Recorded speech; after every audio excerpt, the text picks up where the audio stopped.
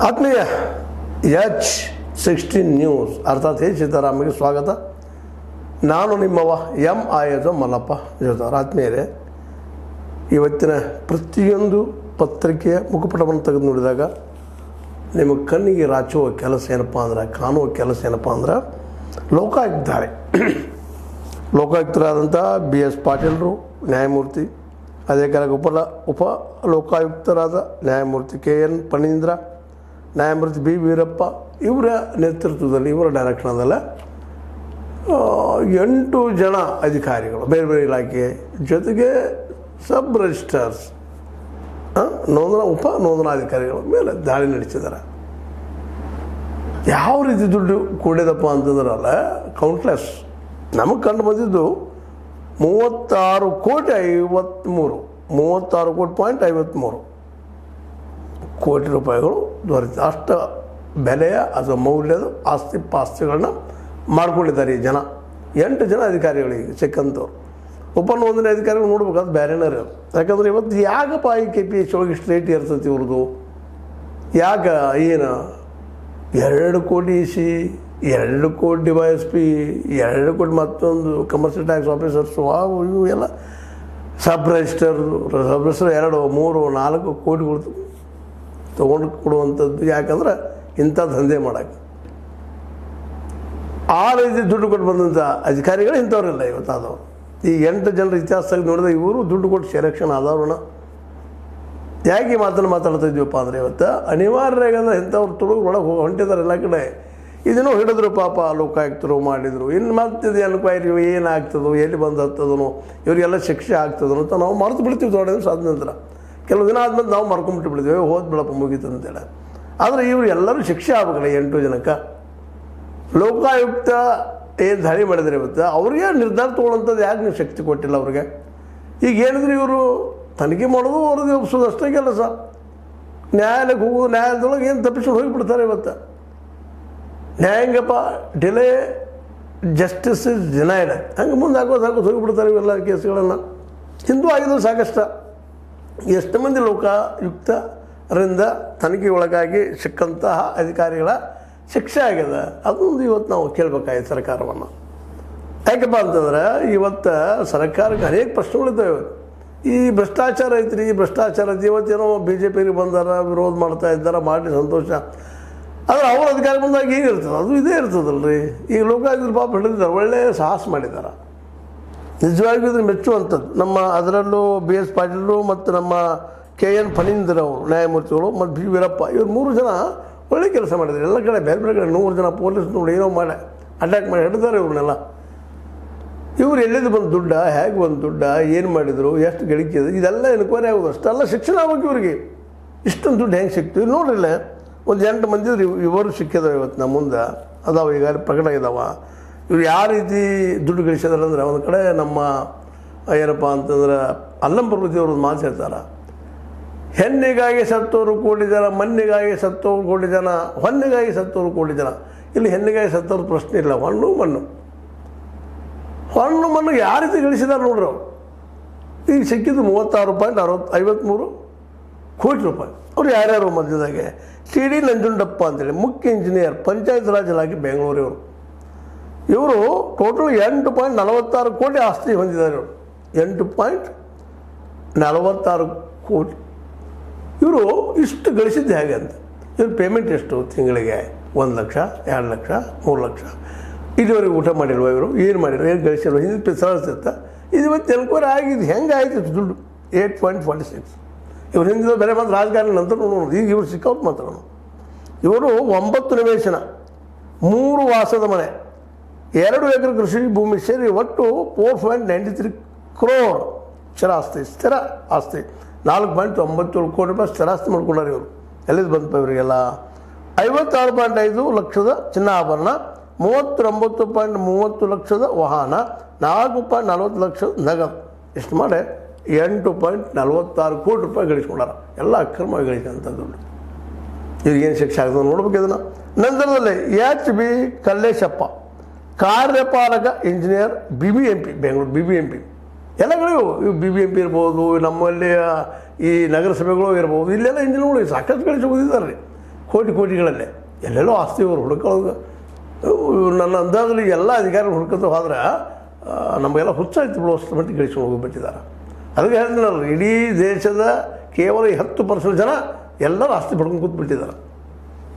ಇದು ಇವೊಬ್ಬ HV ಗಲೇಶಪ್ಪ ಕಾರ್ಯನಿರ್ವಾಹಕ engineer, executive engineer, BBMPದು 2ನೇ ವೇತನ, 3 ವಾಸದ ಮನೆ, 1.20 crore ಮೌಲ್ಯದ ಕೃಷಿ ಜಮೀನು ಸೇರಿ ಒಟ್ಟು 7.46 ಕೋಟಿ ಮೌಲ್ಯದ ಸ್ಥಿರಾಸ್ತಿ. ಕೃಷಿ ಭೂಮಿಯೆಲ್ಲ ಹಿಡ್ಕೊಂಡು 7.46 ಕೋಟಿ ರೂಪಾಯಿ ಮೌಲ್ಯದ್ದು, 15.10 ಲಕ್ಷ ಚಿನ್ನಾಭರಣ, 70 ಲಕ್ಷ ಮೌಲ್ಯದ ಗೃಹೋಪಯೋಗಿ ವಸ್ತುಗಳು, 3.29 ಲಕ್ಷ ನಗದು. ಇಷ್ಟೆಲ್ಲ ಗಳಿಸ್ಕೊಂಡು ಕೂತ್ಬಿಟ್ಟಿದ್ದಾರೆ ಇವರು. ಇನ್ನು ನಂತರದ ಬರೋರು ನಾಗರಾಜ್ ಜಿ ಅಂತೇಳಿ, ಇವರು ಸಹಾಯಕ ಕಾರ್ಯಪಾಲಕ ಇಂಜಿನಿಯರ, ಬೆಸ್ಕಾಂ, KSSIDC ಕಟ್ಟಡ, ರಾಜಾಜಿನಗರ, ಬೆಂಗಳೂರು. ಅಲ್ಲವರು ಇವರು 2ನೇ ವೇತನ, 1 ವಾಸದ ಮನೆ, 10 ಎಕರೆ 30 ಕೃಷಿ ಜಮೀನು ಸೇರಿ 2.85 ಕೋಟಿ ಮೌಲ್ಯದ ಸ್ಥಿರಾಸ್ತಿ. ಅಷ್ಟು ಸ್ಥಿರಾಸ್ತಿಯನ್ನು ಗಳಿಸಿದ್ದಾರೆ. 20 ಲಕ್ಷದ ಚಿನ್ನಾಭರಣ, 12 ಲಕ್ಷದ ಮೌಲ್ಯದ ಗೃಹೋಪಯೋಗಿ ವಸ್ತುಗಳು, 6 ಲಕ್ಷ ನಗದು, 21 ಲಕ್ಷದ ವಾಹನಗಳು, 1.98 ಲಕ್ಷ ಮುಖಬೆಲೆ ರದ್ದಾದ ನೋಟುಗಳು ಇವ್ರ ಕಡೆ ಇದ್ದಾವೆ. ಅಂದರೆ ಒಟ್ಟು 2.18 ಕೋಟಿ ರೂಪಾಯಿ ಇವರ ಆಸ್ತಿ, ನಾಗರಾಜ್ ಜಿ ಅವರು. ಇನ್ನು ಡಾಕ್ಟರ್ ನಾಗರಾಜ್ JS ಅಂತೇಳಿ ಜಿಲ್ಲಾ ಅಂಕಿತ ಅಧಿಕಾರಿ, ಆಹಾರ ಸುರಕ್ಷತೆ ಮತ್ತು ಗುಣಮಟ್ಟದ ಇಲಾಖೆ, ದಾವಣಗೆರೆ ಅವರು. ಇವರು ಒಟ್ಟು ಆಸ್ತಿ ಗಳಿಸಿಕೊಂಡಿದ್ದು ಅಕ್ರಮವಾಗಿ 6.14 ಕೋಟಿ ಆಸ್ತಿ. 6.14 ಕೋಟಿ, 1 ವಾಸದ ಮನೆ, 4 ವಾಸದ ಮನೆ, 1 ನಿವೇಶನ, 4 ವಾಸದ ಮನೆ, 3 ಎಕರೆ ಕೃಷಿ ಜಮೀನು ಸೇರಿ ಒಟ್ಟು 4.49 crore, 4.49 ಕೋಟಿ ರೂಪಾಯಿ ಮೌಲ್ಯ ಸ್ಥಿರಾಸ್ತಿ, 94 ಲಕ್ಷ ಚಿನ್ನಾಭರಣ, 32 ಲಕ್ಷದ ಮೌಲ್ಯದ ಗೃಹೋಪಯೋಗಿ ವಸ್ತುಗಳು, 1.17 ಲಕ್ಷದ ನಗದು, 38.18 ಲಕ್ಷದ ವಾಹನಗಳು. ನೋಡಿ ಯಾವ ರೀತಿ ಗಳಿಸಿಕೊಂಡು ಹೋಗೋದು ಬಿಟ್ಟಿದ್ದಾರೆ.